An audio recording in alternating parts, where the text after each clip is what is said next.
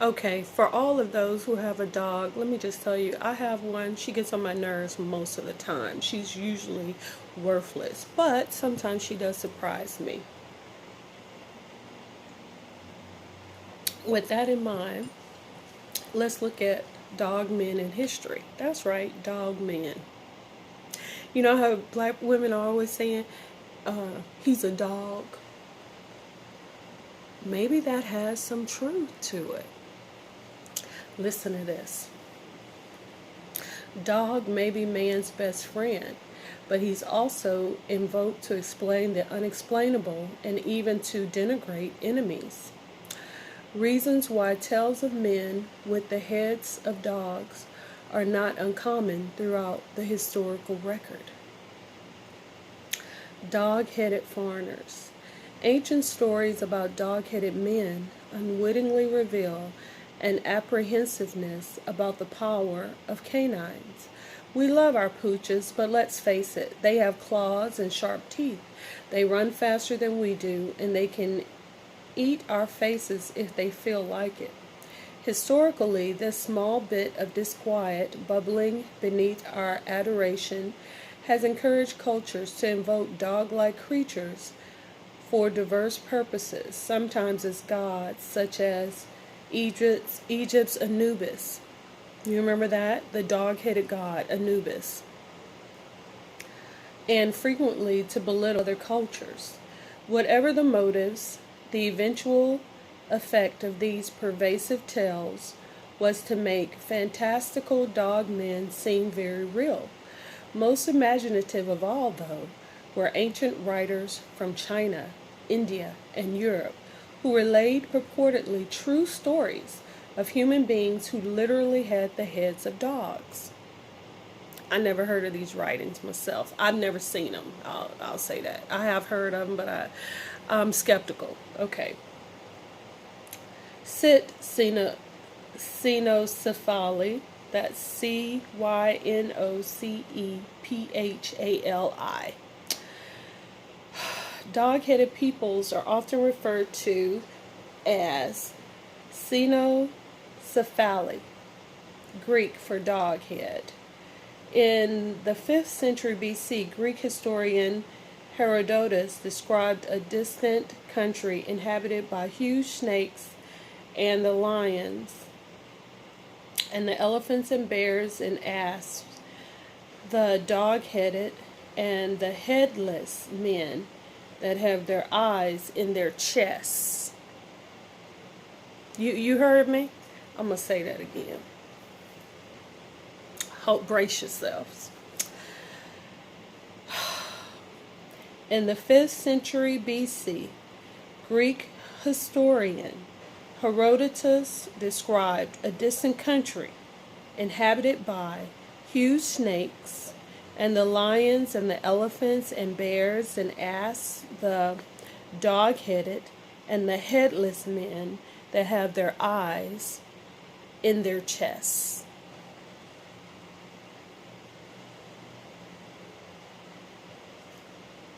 Herodotus was not alone in his testimony about dog-headed peoples. Fellow Greek historian Ctesias claimed that on the mountains in distant India there lived men with the head of a dog, whose clothing is the skin of wild beasts. In accounts of this nature, it's difficult to sort out myth from fact. Like many of today's bloggers, ancient historians made implausible claims based on hearsay rather than direct observation. Writers played so fast and loose with the available facts that many believed and made their readers believe that some foreign societies barked rather than spoke.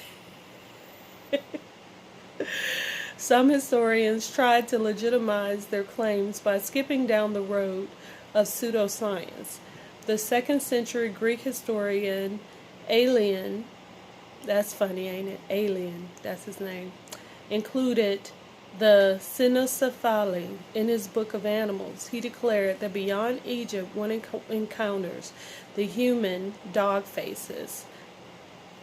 They are black in appearance, and they have the head and teeth of a dog. And since they resemble this animal, it is very natural that I should mention them here in a book about animals. Okay. Let me see. Anubis. Let me see what I can find out about Anubis. If there's anything. I want to cross-reference that. Anubis. Anubis. Let's see.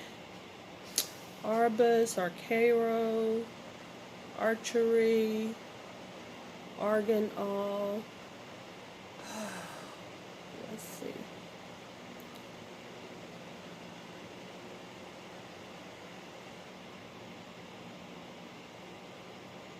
Anubis. No.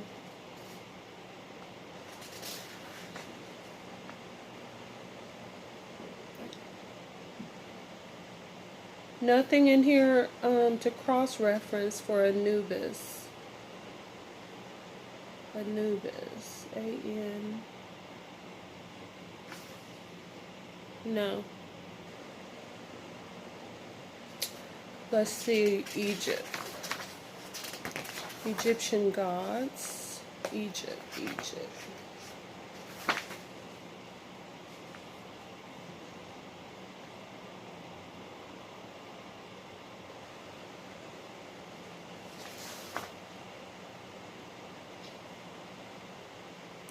Ancient Egypt.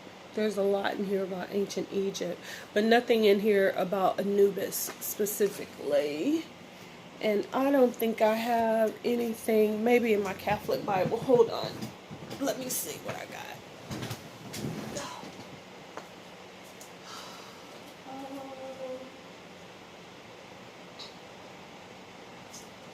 Okay. So let's see here and here. Cross-reference it right quick.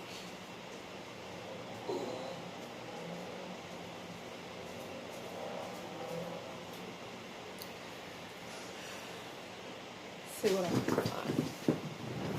Oh yeah. Okay, we'll start with this one. Isn't that pretty? I love this book because it's just gorgeous. It's just the design of it is just gorgeous. I love this book. It's a beautiful book. Okay, so let me see. I want to see Anubis. There we go. Anubis, god, jackals. Okay, so let's see. 162. All right. Okay. 162. You will live again forever. Bag and baggage. A wealthy Theban moves into his eternal dwelling while murmurs dance and mourners wail in the new kingdom funeral scene at right. Okay. Oxen drew the mummy up from the river in a hearse shaped like a solar boat. I guess that would be circular. Canopic chests, also on a sledge, contain stone jars preserving vital organs. Jackal masked priest impersonating Anubis. The divine embalmer holds the carved gilded coffin upright before the tomb chapel. In a final rite, priests open the mouth of the deceased, restoring the ability to move, to talk, and to eat. Now mummy and furnish. I'm just creeped out just reading this, okay. Now mummy and furnishings will be borne down into a richly decorated multi-chambered tomb, tunneled perhaps 100 feet into the living rock. Formulas in a papyrus book of the dead placed near the body will guide it past obstacles and dangers, such as agony in the lake of fire. For some, I believe that this is true. I believe that this is true.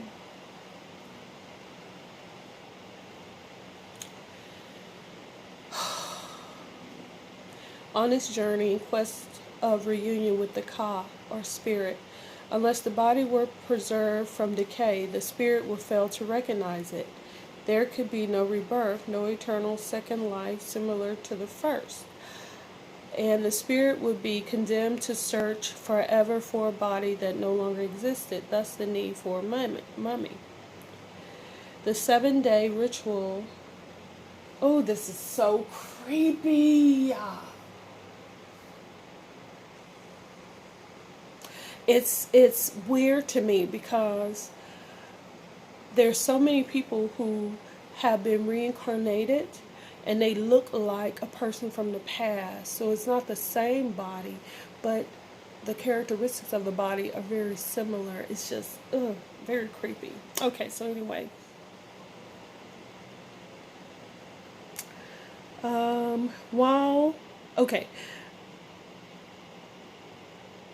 The 70-day ritual of mummification evoked the resurrection of Osiris.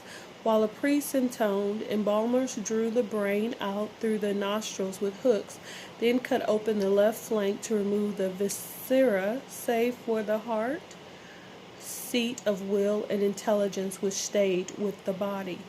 They cleansed the abdomen with palm wine, filled it with crushed myrrh and cassia, and dehydrated the shaven body in natron, a natural soda.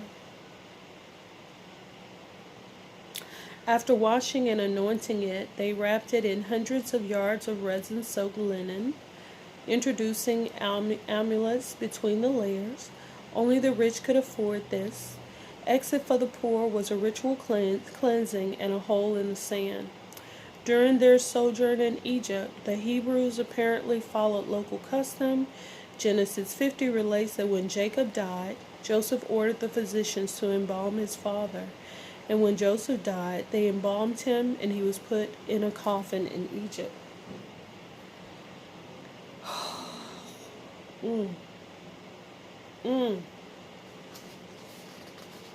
Child.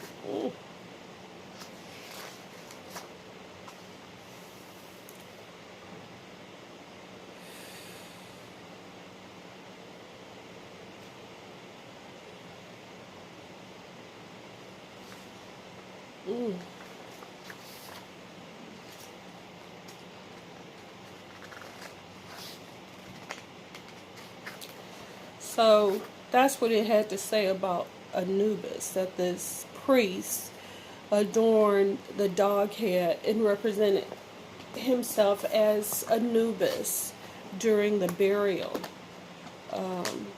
ceremony. Let's see what my Catholic. There may not be anything, but I always look to see. Okay, Anubis.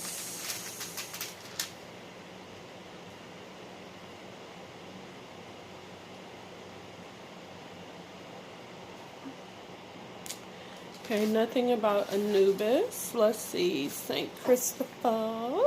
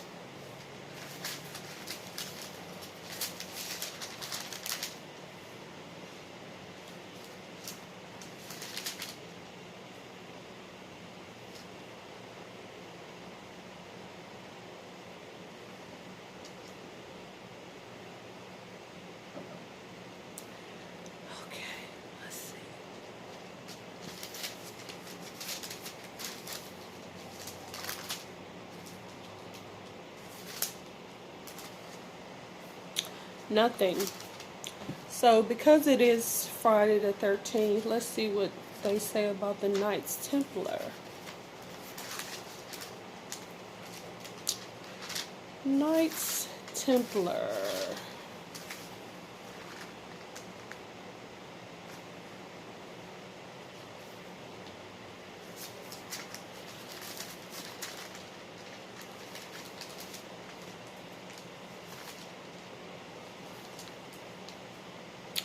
It's funny because they've got nothing in here about the Knights Templar, but they do have the KKK in here. I ain't lying. I am not lying. The KKK. Can you see it? Ku Klux Klan. It says, a secret society which developed in the lawless and bigoted group after the Civil War, when the Klan realized the terror had struck into the Negro after the war, it developed a program of violence designed to protect the constitutional rights of the whites. During the days of the Reconstruction of the South, its crusade became so infamous that President Grant was forced to suppress it. In 1915, it was revived with a platform of bigotry and racism, with particular hatred for Catholics, Jews, Negroes, and all forms. Now I see why it's in here. It's because they persecute the Catholics as well,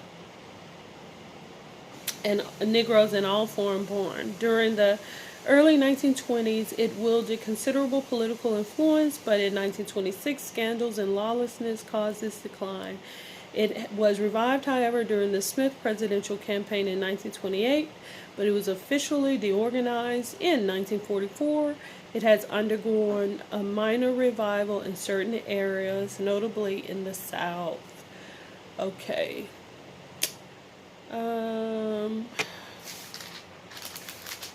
What about, let me see if it says anything about Friday the 13th. And then I'm going to look it up in,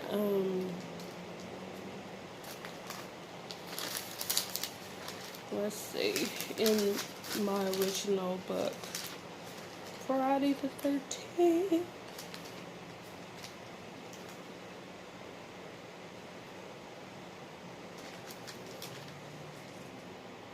Nope. Nothing in here about it.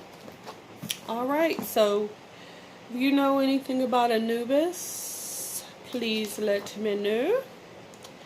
I haven't been able to find anything in here about him, except for, well, you know, there was a little bit about him back here. Let me see. I only read one cross-reference, but let me see. Anubis.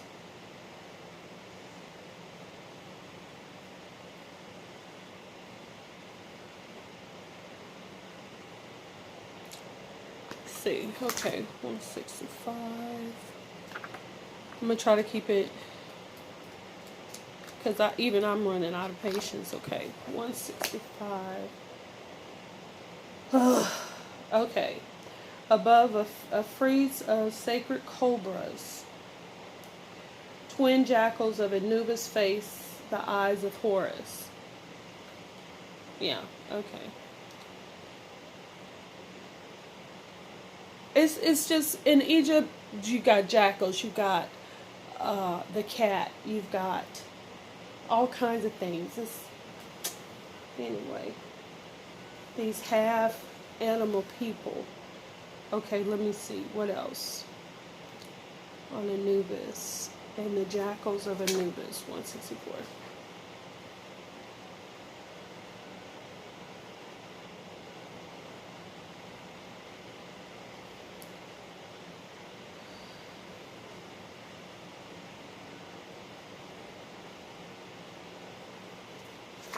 Okay, this is again talking about the tombs.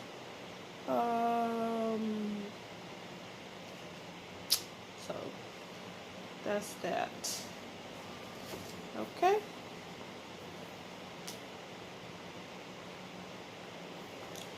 It is interesting, but that's that. Nothing about Friday the 13th, but I'm sure that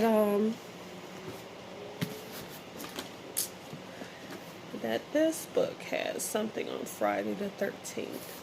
But I'll put that in another video. All right. See you next time. Adios.